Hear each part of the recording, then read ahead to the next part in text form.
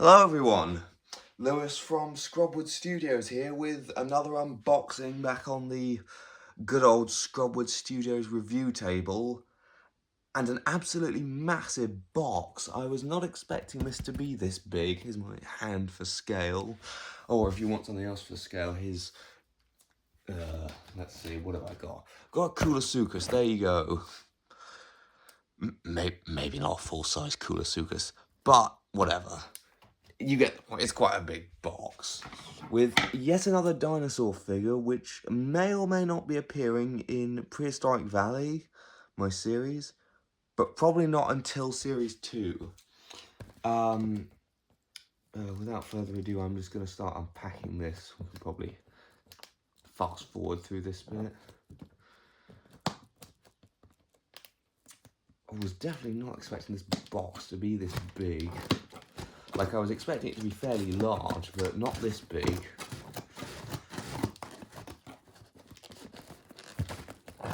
Again,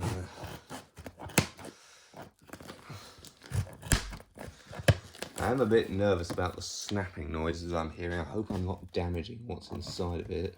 Maybe I'll just start by cutting the tape in these corners.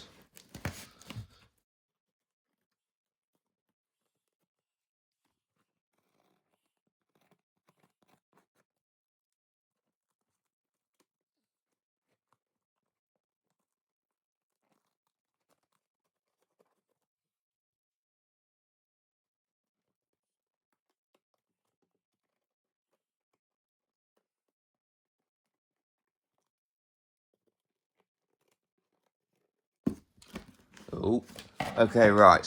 I think I've got the box upside down here, but without further ado, oh, come on. Yeah, I think I have got it upside down. I can see the card already because this is an Eofauna product. Oh, hello, what's that? There's a bit of brown there in the bubble wrap. Hope that's not paint or... I don't know what that is in the bubble wrap, that's odd. But... Oh, I can see it. Oh, I think I have got it the right way up. Maybe. It's got some really annoying, like, these foam bits. But... Oh, look at that. The Eofauna Giganotosaurus carolini. Let's jump to a closer look. So just before we get the thing out of its bag proper, I'd just like to say, obviously, one bonus from ordering from Everything Dinosaur. You get these, get rid of this, get these cool little fact sheets, which, you know, they're pretty cool. They're really nice. I noticed that the drawing here actually appears to be based on this figure, like this model. If not, it looks very similar. It's got pretty much the same pose and everything, which kind of surprises me because usually it's of like older figures. Like this thing only released in 2019, which is 5 years ago at the time of me doing this. That's not that long ago on the whole. I have to say, just looking at it, like I'll get it out the packet now, but just looking at it through, the paint job is more vibrant than I was expecting. It looked kind of drab a lot in the, and it is a drab color scheme, but it looked quite nice in, like, looking at it in person. But without further ado, is there a place I can tear this, or do I have to cut it? Can I just... Oh, there we go. Alright, torn that. Oh, in fact, the tail's actually... Oh, the tail's... Okay, one thing I will note, the tail has already punctured the bag. That wasn't me that did that. So, just a quick heads up to the people at Everything Dinosaur. But I can't see any actual damage on the model, which is good. Ooh, maybe need to enlarge this a bit.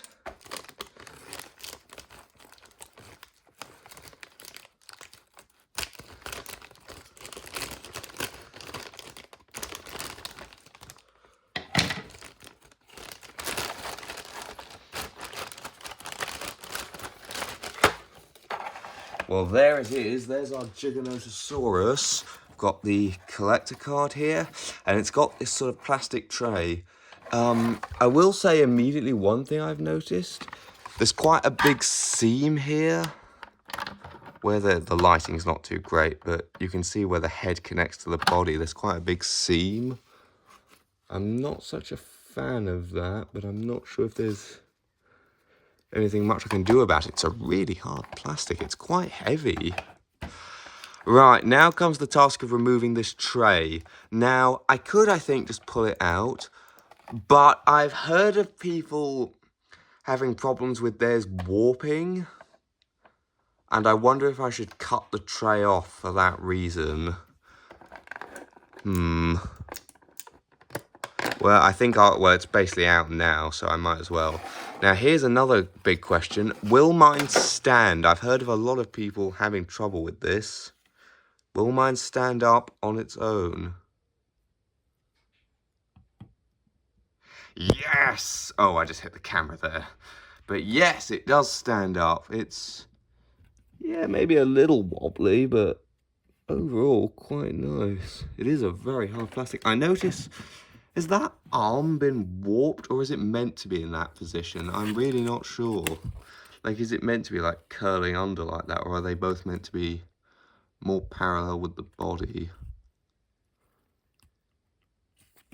The jaw, I believe, is articulated on this. Let's check that. Oh yeah, once I broke the seal, it was very nice, very nice. I will say I'm not such a fan of the bright red mouth interior, but I think it'll do. It's nice. It's got the air slots, like at the back. I can't remember what those are called. Nice tongue. Really nice. I can't see if I can get to focus. Really nice teeth, all like individually sculpted out, which I will tell you is not as easy as it looks.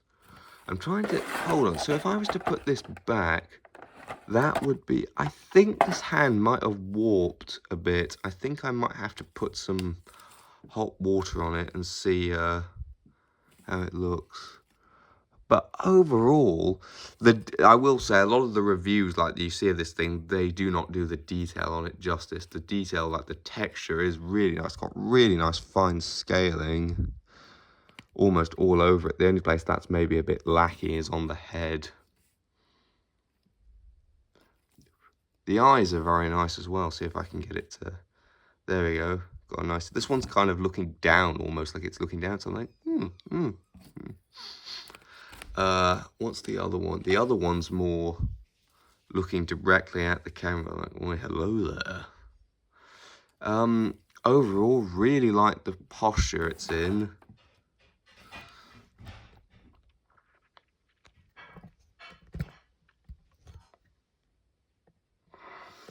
Really like that.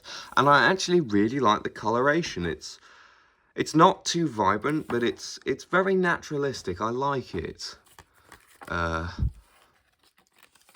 see how this looks if I put it there and then maybe open the jaw. Yeah, that looks pretty nice. Yeah, the only thing that's really bothering me about it is this blooming seam on the back of where the head connects the body. That's really quite pronounced. I'm not such a fan of that. I wonder, is it normally like that, or has mine become partially disconnected? I'm not sure.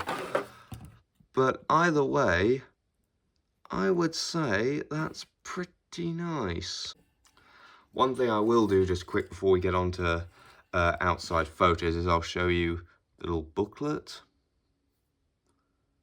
Got a nice outline of it, Eofauna Scientific Research logo. And then we've got a nice skeletal, some facts and some information, which you can pause to read if you like. Very nice. We've also got our, get it out the bag real quick, my collector card. Nice addition to the collection to go with my, what Eofauna figures I have. I have the Diplodocus and I have the Triceratops, so it will go quite nicely with those.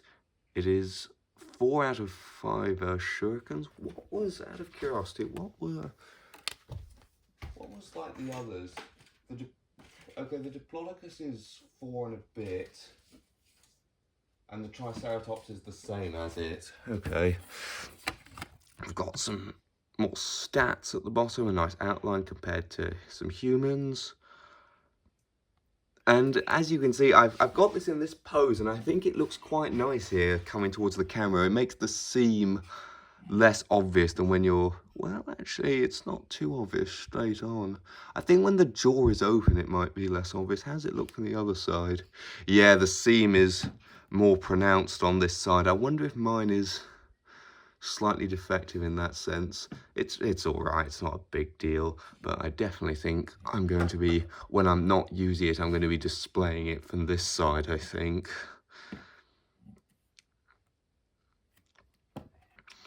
Without further ado, let's get on to outside photos and size comparisons.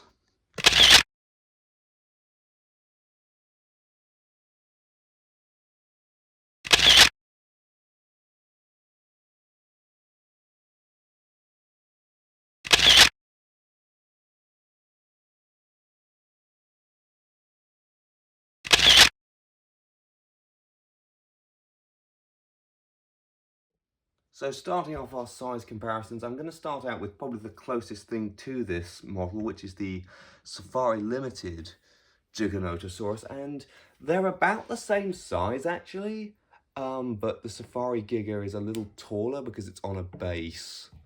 There we go. They actually look quite good together. You could always imagine this as a male and female Giganotosaurus. Obviously a lot of modern birds, the males have brighter colours, although that isn't so much the case with, like, if you look at crocodilians, for example, they tend to look pretty much the same. Another thing which might work better actually as a male Giga with the nice bright red head crest is the old Carnegie one. Now this one is a bit smaller, but mostly because its head and tail curve to the side.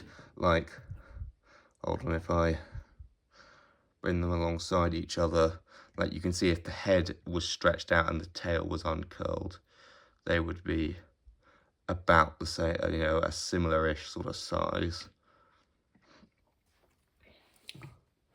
But other than that, we have in the same scale, I believe, my two Eofauna Triceratops. And see, they all look pretty nice. Just goes to show, like, how big some of these animals were. These are in roughly the same scale. I don't have a 1:35 human. I did have the collector 1:40 human, but I don't know where it is right now. And I'll also bring in my only other Eofauna figure, which is the ridiculously long Diplodocus. Like, you can't really see it because it's right at the back, but if I bring it into the foreground, yeah, it pretty much hides the others from view, this thing. And this thing's in a smaller scale as well, and it's still, like, it's utterly huge next to them.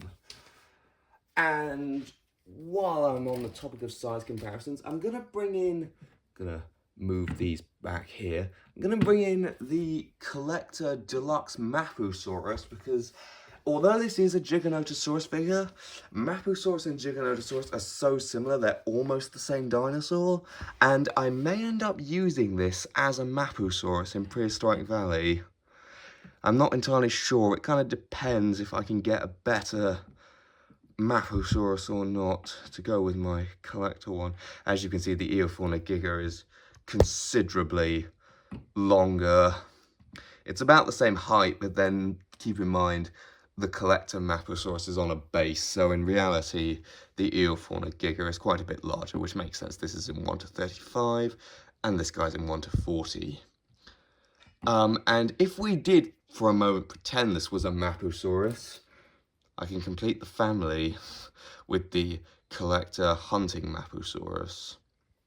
And just so I can have a consistent size comparison across all my videos, I'm also going to bring in the Collector Deluxe Coolosuchus.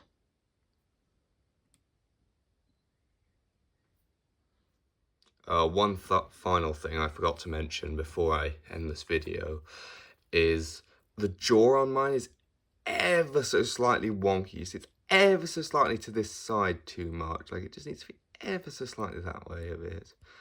It doesn't bother me as much with the mouth open, but when it's closed and you look at it from underneath, you can kind of see it's ever so slightly crooked. But overall for this thing, I'm gonna give it a 3 out of 5, I think. That might seem a bit low, actually. Maybe I'd give it maybe a 3.3 out of 5. It would be perfect if that seam wasn't there and if the jaw was straight.